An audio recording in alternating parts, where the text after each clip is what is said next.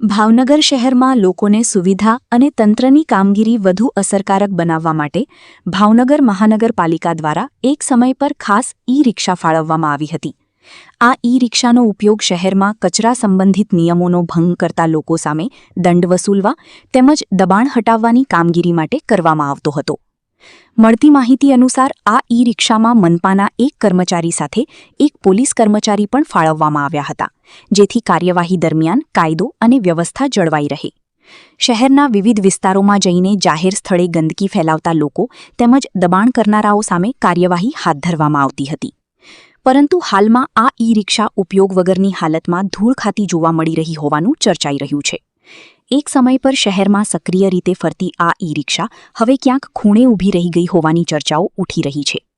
શહેરમાં સ્વચ્છતા અને દબાણમુક્તિ જેવી મહત્વપૂર્ણ કામગીરી માટે શરૂ કરાયેલ આ વ્યવસ્થા ફરી શરૂ થશે કે નહીં તે અંગે લોકોમાં પણ સવાલો ઊભા થયા છે.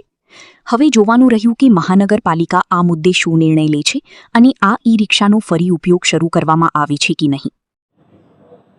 ઓકે સર, આપણે ઈ-રિક્ષા જે અત્યારે જેટલી છે ત્યાં આમ કચરાના ઢગલામાં પડી છે, શું છે તે? મારા દ્વારા ગઈકાલે સોલિડ વેસ્ટ મેનેજમેન્ટ વિભાગનો ચાર્જ લેવામાં આવેલો છે. સોલિડ વેસ્ટ મેનેજમેન્ટ વિભાગ ખાતે 13 જેટલી ઈ રિક્ષાઓ ઘણા સમય પહેલાં જે તે શહેરના દાતાઓ દ્વારા આપવામાં આવેલી હતી. તેનો જે તે સમયે ઉપયોગ મહાનગરપાલિકા દ્વારા કરવામાં આવતો હતો. જે તે વોર્ડમાં મૂકી અને તેમાં મહાનગરપાલિકાની વિવિધ કામગીરીઓ માટે તેમાં સ્ટાફ નિમી પોલીસ વિભાગના સ્ટાફને પણ તેમાં સાથે રાખી અને આ કામગીરી કરવામાં આવતી હોવાનું મારે ધ્યાનમાં છે. ગત વર્ષે આ ઈ રિક્ષાઓને આઉટસોર્સિંગથી ચલાવવા માટે અને તેને ફરીવાર કાર્યરત કરવા માટે માનનીય કમિશનર સાહેબ દ્વારા સૂચના આપવામાં આવેલી હતી. જે અન્વયે તેનું ટેન્ડર તૈયાર કરી અને મંજૂરી અર્થે રજૂ કરવામાં આવેલું હતું, જેમાં અમુક પૂર્તતાની કાર્યવાહી જે બાકી હતી તે પૂર્ણ કરી અને ફરીથી આ ટેન્ડર મંજૂરી અર્થે રજૂ કરેલું છે.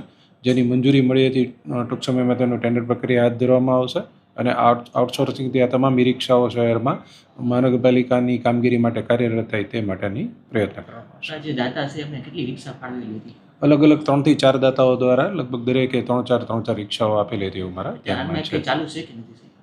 હાલમાં મને ખ્યાલ છે ત્યાં સુધી ચાલુ નથી. લગભગ 2 વર્ષ પહેલાં કે એક રિક્ષાને ઉપયોગ કરવામાં આવતો હતો, પરંતુ તેમાં જે બેટરીનું અને વિવિધ મેન્ટેનન્સ વધુ આવતું હોવાથી તેને આઉટસોર્સિંગથી આપવી જ વધારે યોગ્ય હોવાથી તેની માટેની હાલ પ્રક્રિયા શરૂ છે.